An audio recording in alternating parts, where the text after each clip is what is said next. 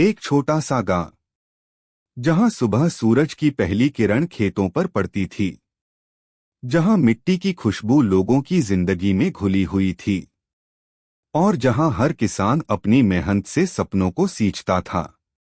उसी गांव में रहता था एक गरीब किसान होरी महतो। होरी के पास न बड़ा घर था, न धन दौलत। उसके पास था तो सिर्फ मेहनत करने वाला शरीर और उम्मीदों से भरा एक दिल। वह सुबह से शाम तक खेतों में काम करता, धूप में जलता, बारिश में भीगता, लेकिन उसके जीवन की परेशानियां कभी कम नहीं होती थीं। गरीबी उसके घर की हर दीवार पर दिखाई देती थी। फटे पुराने कपड़े, खाली बर्तन और आंखों में अधूरे सपने। लेकिन इन सब के बीच होरी की एक छोटी सी इच्छा थी। उसके घर में एक गाय हो।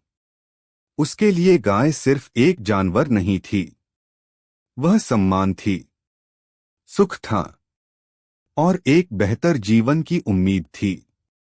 कई दिनों की मेहनत और कर्ज के सहारे जब उसके घर गाय आई, तो जैसे बरसों बाद उसके जीवन में खुशी ने दस्तक दी।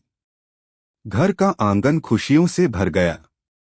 होरी की आंखों में चमक आ गई। उसे लगने लगा कि शायद अब उसकी जिंदगी बदल जाएगी। लेकिन किस्मत को शायद यह मंजूर नहीं था। कुछ ही समय बाद उसकी खुशी उससे छिन गई और उसी दिन से उसके जीवन का संघर्ष और भी कठिन हो गया।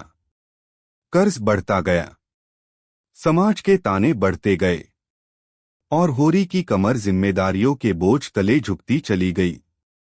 वह हर दिन मेहनत करता रहा, सिर्फ अपने परिवार को बचाने के लिए, अपनी इज्जत बचाने के लिए और उन सपनों को जिंदा रखने के लिए जो धीरे धीरे टूट रहे थे।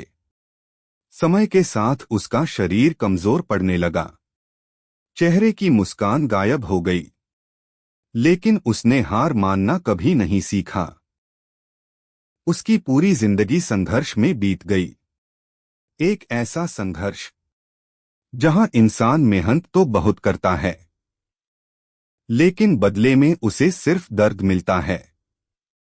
और फिर एक दिन वह थका हुआ किसान, जिसने पूरी जिंदगी सिर्फ दूसरों के लिए जी, धीरे धीरे इस दुनिया से चला गया। उसके साथ चले गए उसके सपने, उसकी उम्मीदें और एक गरीब किसान की वो अधूरी कहानी जो आज भी समाज की सच्चाई को दिखाती है।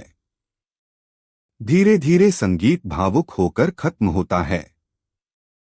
गोदान सिर्फ एक कहानी नहीं, यह उन लाखों किसानों की आवाज है जो पूरी जिंदगी मेहनत करते हैं, लेकिन सम्मान और सुख की तलाश में ही रह जाते हैं।